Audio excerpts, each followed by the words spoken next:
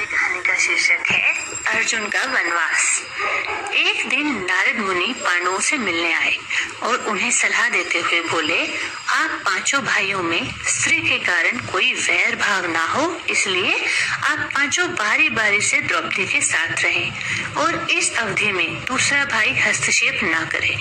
इस नियम का उल्लंघन करने वाले को 12 वर्ष के वनवास की सजा भुगतनी होगी। पांडवों ने यह बात स्वीकार कर ली। इंद्रप्रस्थ में सब कुछ ठीक और शांतिपूर्ण चल रहा था कि अचानक एक घटना घटित हुई। एक रात कुछ चोर एक ब्राह्मण की गाय लेकर भाग गए। ब्राह्मण ने अर्जुन से मदद की गुहार लगाई। अर्जुन चोरों को पकड़ने निकले तो उन्हें ध्यान आया कि उनका धनुष बाण द्रौपदी के शयन कक्ष में है। उस समय द्रौपदी के साथ शयन कक्ष में युधिष्ठिर थे। वे जानते थे कि कक्ष में जाने पर उन्हें 12 साल का वनवास भुगतना होगा, लेकिन ब्राह्मण की सहायता करने के लिए उन्होंने कक्ष में जाने का निर्णय लिया और वहां जाकर अपने धनुष बाण ले आए। ब्राह्मण की गायें वापस लाने के बाद अर्जुन वनवास पर चले गए। वनवास के दौरान अर्जुन घने जंगलों, तीर्थों से होते हुए गंगाद्वार, हरिद्वार पहुंचे। वे वहीं रहकर ऋषि मुनियों और ब्राह्मणों आदि की संगत में यज्ञ जप आदि करने लगे। एक दिन जब अर्जुन यज्ञ कर रहे थे तो वहां एक दिव्य सुंदरी प्रकट हुई। अर्जुन को देखते ही वह उन पर मुग्ध हो गई। वह सुंदरी नागराज की कन्या उलूपी थी। अगले दिन जब स्नान करने के लिए अर्जुन नदी में उतरे तो उलूपी ने उनकी टांग पकड़ ली और उन्हें खींचकर पाताल लोक स्थित अपने महल में ले गई। अर्जुन ने उलूपी से पूछा, तुम कौन हो और मुझे यहाँ क्यों लाई हो? उलूपी ने उत्तर दिया, मैं नागराज की कन्या उलूपी हूँ। आप इस समय पाताल लोक में नागराज के महल में हैं। मैं आपसे विवाह करना चाहती हूँ और आप यहाँ से तभी वापस जा सकते हैं जब आप मेरा प्रस्ताव स्वीकार करेंगे। अर्जुन के पास उसका प्रस्ताव स्वीकार करने के अलावा कोई दूसरा विकल्प नहीं था, इसलिए अर्जुन ने उलूपी का प्रस्ताव स्वीकार कर लिया और दोनों का विवाह हो गया। कुछ समय बाद उलूपी ने एक पुत्र को जन्म दिया। उसका नाम ईरावान रखा गया। अब अर्जुन वापस जाना चाहते थे, इसलिए उलूपी उन्हें वापस हरिद्वार छोड़ आई। उलूपी ने लौटते समय उन्हें एक वरदान दिया, सभी जलचर आज से आपको अपना मित्र मानेंगे और पानी में आकर आप अदृश्य हो जाएंगे। कुछ समय बाद अर्जुन ने हरिद्वार से प्रस्थान किया और मार्ग में पड़ने वाले सभी तीर्थों की यात्रा करते हुए मणिपुर पहुंचे। वहां के राजा चित्रवाहन को जब उन्होंने अपना परिचय दिया तो वह अर्जुन से मिलकर बहुत प्रसन्न हुआ और उनसे अपनी मेहमान नवाजी स्वीकार करने को कहा। अर्जुन महल में रहने लगे। एक दिन अर्जुन की नजर राजकुमारी चित्रांगदा पर पड़ी। अर्जुन उनकी सुंदरता देखकर अचंभित रह गए, क्योंकि ऐसी सुंदरता उन्होंने पहले कभी नहीं देखी थी। वे चित्रांगदा से प्रेम करने लगे। उन्होंने अपनी इच्छा राजा चित्रवाहन के सामने रखी। राजा चित्रवाहन ने अपनी शर्त बताते हुए कहा, मुझे अपनी पुत्री का विवाह आपसे करने में बड़ा गर्व होगा, लेकिन मेरी शर्त है कि मेरा नाती अर्थात मेरी पुत्री का पुत्र मेरा उत्तराधिकारी होगा, क्योंकि मेरा कोई पुत्र नहीं है।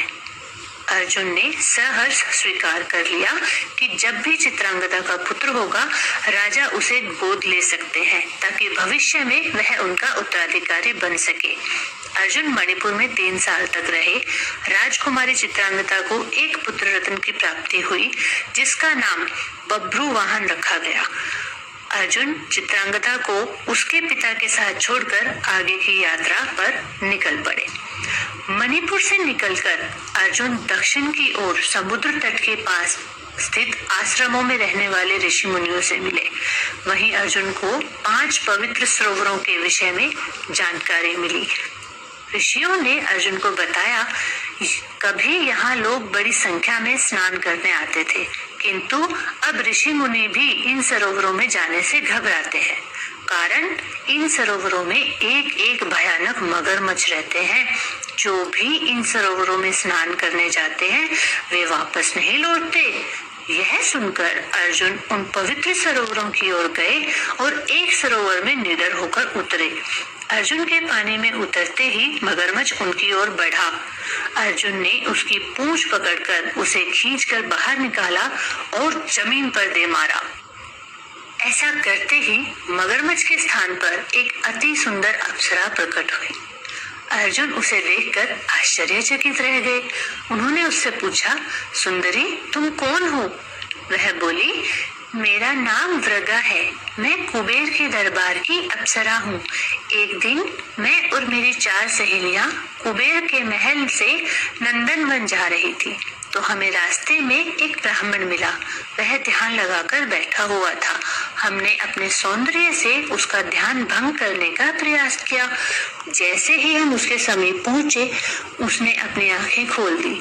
उसे अपने प्रेम जाल में फंसाने के लिए हमने उसे देखकर मुस्कुराना शुरू किया, लेकिन उस पर कोई प्रभाव नहीं पड़ा। इसके विपरीत उसने क्रोधित होकर हमें शाप दे दिया। तुमने मेरा ध्यान भंग करने का प्रयास किया है, इसलिए तुम्हें पृथ्वी पर जाकर 100 सालों तक मगरमच्छ बनकर रहना पड़ेगा। हमने ब्राह्मण के पास जाकर अपनी भूल स्वीकार की और अपनी गलती के लिए क्षमा मांगी। हमारे बार बार गिड़गिड़ाने पर ब्राह्मण को हम पर दया आ गई। वह बोला, एक विलक्षण योद्धा निडर होकर जब तुम्हें सरोवर से बाहर निकालेगा, तब तुम्हें मगरमच्छ की योनि से मुक्ति मिलेगी और तुम अपने वास्तविक रूप में आ जाओगी। अतः अब कृपा करके आप मेरी बाकी सहेलियों का भी उद्धार करें। अर्जुन ने उसका अनुरोध मानकर बाकी अप्सराओं को भी मगरमच्छ की योनि से मुक्त कर दिया। अर्जुन का धन्यवाद प्रकट करके अप्सराएं नंदनवन लौट गई। अपने वनवास के दौरान अर्जुन कई तीर्थों की यात्रा करते हुए द्वारिका जा पहुँचे। द्वारिका पर श्री कृष्ण राज करते थे। श्री कृष्ण की बहन सुभद्रा थी। बलराम सुभद्रा का विवाह दुर्योधन से करना चाहते थे, जबकि श्री कृष्ण सुभद्रा का विवाह अर्जुन से करना चाहते थे। सुभद्रा भी अर्जुन को पसंद करती थी, इसलिए श्री कृष्ण ने अर्जुन से सुभद्रा को भगाकर ले जाने को कहा। श्री कृष्ण की बात मानते हुए अर्जुन एक दिन सुभद्रा को अपने रथ में बैठाकर भगा ले गए। सुभद्रा के अंगरक्षकों ने अर्जुन को रोकने का भरसक प्रयास किया, पर नाकाम रहे। उन्होंने महल लौटकर बलराम को सारी घटना बताई। बलराम अर्जुन के पीछे जाने ही वाले थे कि उनकी नजर श्री कृष्ण पर पड़ी, जो बिल्कुल शांत बैठे थे। वे समझ गए कि अर्जुन श्री कृष्ण के सखा हैं, तो हो ना हो इस पूरे प्रकरण के बारे में कृष्ण अवश्य जानते हैं। वे श्री कृष्ण से बोले, कान्हा, तुम अर्जुन की तुच्छ हरकत देखकर भी इतने शांत कैसे बैठे हुए हो? क्या तुम भी उसकी इस नीच हरकत में शामिल हो, या फिर तुमने उसे क्षमा कर दिया है? यह सुनकर श्री कृष्ण बलराम से बोले, भ्राताश्री, जरा शांति से इस विषय पर सोचिए। यह हमारे लिए गर्व की बात है कि हमारी बहन इंद्रप्रस्थ के राजकुमार की पत्नी बनेगी। अर्जुन एक महान धनुर्धारी व वीर पुरुष हैं। हमें सुभद्रा के लिए उससे अच्छा वर नहीं मिल सकता। आप व्यर्थ ही गुस्सा हो रहे हैं। श्री कृष्ण के समझाने पर बलराम शांत हो गए। फिर बलराम और श्री कृष्ण अर्जुन के पास गए और उन्हें सुभद्रा के साथ आदर सहित द्वारिका ले आए। उन्होंने बड़ी धूमधाम से सुभद्रा का विवाह अर्जुन के साथ कर दिया। द्वारिका में साल भर रहने के बाद अर्जुन ने अपने वनवास का बचा हुआ समय पुष्कर में बिताया। वनवास का समय पूरा होने के बाद अर्जुन सुभद्रा के साथ इंद्रप्रस्थ लौट आए। सभी ने अर्जुन और सुभद्रा का स्वागत किया। उधर द्वारिका में भी यह समाचार पहुंच गया कि अर्जुन अपना वनवास पूरा कर इंद्रप्रस्थ लौट आए हैं। श्री कृष्ण और बलराम पांडवों, माता कुंती व द्रौपदी तथा अन्य संबंधियों के लिए बहुमूल्य उपहार लेकर उनसे मिलने इंद्रप्रस्थ आए। समय के साथ सुभद्रा ने एक सुंदर और स्वस्थ शिशु को जन्म दिया। उसका नाम अभिमन्यु रखा गया। शिशु बाल्यकाल से ही वीर, साहसी और तेजस्वी प्रतीत होता था। वह अपने पिता के अलावा अपने मामा श्री कृष्ण का भी चहेता था। एक दिन दरबार में राजा युधिष्ठिर सहित भीम, अर्जुन आदि सभी अपने अपने आसनों पर बैठे थे कि तभी नारद मुनि वहां आए और उन्होंने युधिष्ठिर को बताया, राजन, मैं स्वर्ग में आपके पिता पांडु से मिला था। उन्होंने तुम्हारे लिए एक संदेश भेजा है और उनकी एक आखिरी इच्छा अधूरी रह गई थी। वह अपने शासनकाल में राजसूय यज्ञ करना चाहते थे, पर परिस्थितिवश ऐसा हो नहीं